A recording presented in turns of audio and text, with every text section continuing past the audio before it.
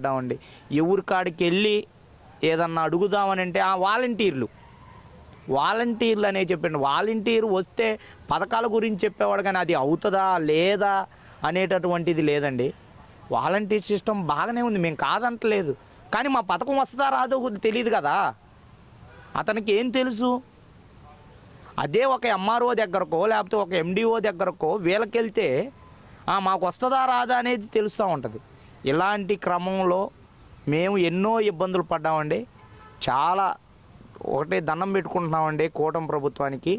చాలా మంచి జరిగింది. భవిష్యత్తులో కూటమి ప్రభుత్వం, ఈ చంద్రబాబు నాయుడు ప్రభుత్వం రావాలని కోరుకుంటున్నాం.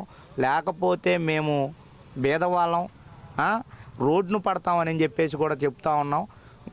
వైసీపీ ప్రభుత్వంలో రోడ్డు మీదే ఉన్నాం. మేము ఎక్కడా పనులు చేసుకునేటువంటి పరిస్థితి ఉంది, ఏమీ చేర్చుకోలేనటువంటి పరిస్థితి ఉంది.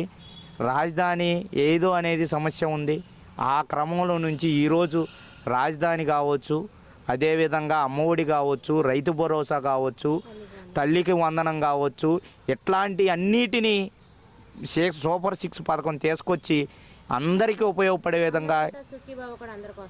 అన్నదాత సుఖీభావ రాకపోతే అన్నీ చెప్పుకోండి. ఈ సంవత్సరాల కాలంలో అన్ని పథకాలు ఇవ్వబట్టే కదండి అన్నదాత సుఖీభావ వేస్తున్నాడు. అందరికీ అకౌంట్లో డబ్బులు పడతా ఉన్నాయి. కాబట్టి అందరికీ తెలియజేయండి, భవిష్యత్తులో కూడా కూటమి ప్రభుత్వమే వస్తే అందరం హ్యాపీగా ఉంటాము. ఇప్పుడు చాలా హ్యాపీగా ఉన్నాం, భవిష్యత్తులో కూడా చాలా హ్యాపీగా ఉంటామని చెప్పి తెలియజేస్తాం.